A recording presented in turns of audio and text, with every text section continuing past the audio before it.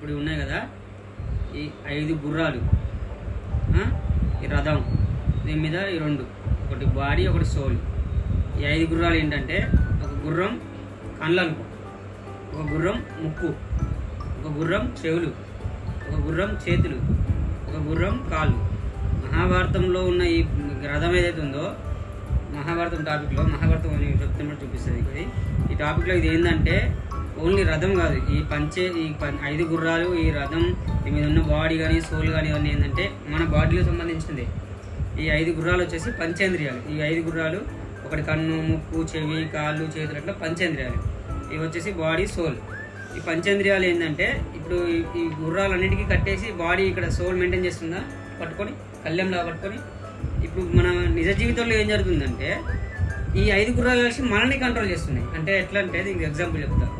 ఇప్పుడు ఒక తినే పదార్థం ఏదైనా బిర్యానీయో సంథింగ్ ఏదో ఒకటి ఉన్నదని కూడా మనం కళ్ళు చూస్తున్నాయి, ముక్కు స్మెల్ చూస్తుంది, కాళ్ళు అక్కడికి నడవడానికి మనకు దోహదపడుతున్నాయి, చేతులు దాన్ని తీసుకొని తినడానికి, చెవులు ఆ చుట్టుపక్కల వినడానికి, మాట్లాడడానికి, చేయడానికి. ఈ 5 పంచేంద్రియాలు కలిసి మన మనస్సును, మన బాడీని అక్కడికి లాక్కెళ్ళి మనతో తినిపిస్తున్నాయి. అర్థమైందా? అనేది అర్థమవుతుందా? అడినో ఫస్ట్ అక్కడ తీసుకెళ్ళి మనల్ని పాడు చేస్తున్నాయి.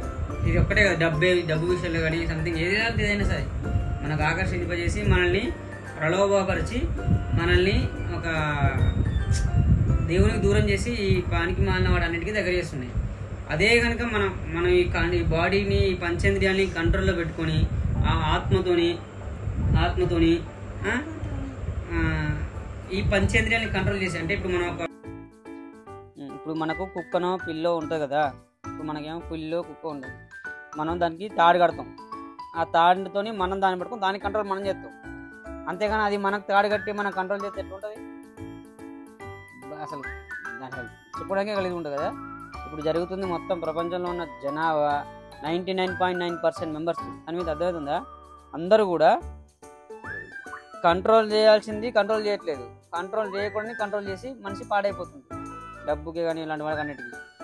ఆత్మ పంచేంద్రియాన్ని కంట్రోల్ చేయాలి. నువ్వు ఇప్పుడు ఇది ఉంది తీసుకోవాలి అని ఆత్మ చెప్తే నువ్వు తీసుకోను, అంతేగాని ఇది తీసుకోవాలని నువ్వు ఆత్మ చెప్పొద్దు. సో అలా ఉన్నప్పుడే మనం బాగుపడతాం. ఫ్యూచర్లో దేనికి కానీ మనం వ్యామోహం పడకూడదు. ఏదైనా మన కంట్రోల్లో ఉండాలి, మనం దాన్ని జయించగలం, చేయగలం అనే ఉద్దేశంతో మనం ఉంటే మనం ఖచ్చితంగా అన్నింటిలో సక్సెస్ అవుతాం. ఈ ఒక పిక్చర్కి దానికి అర్థం అదే.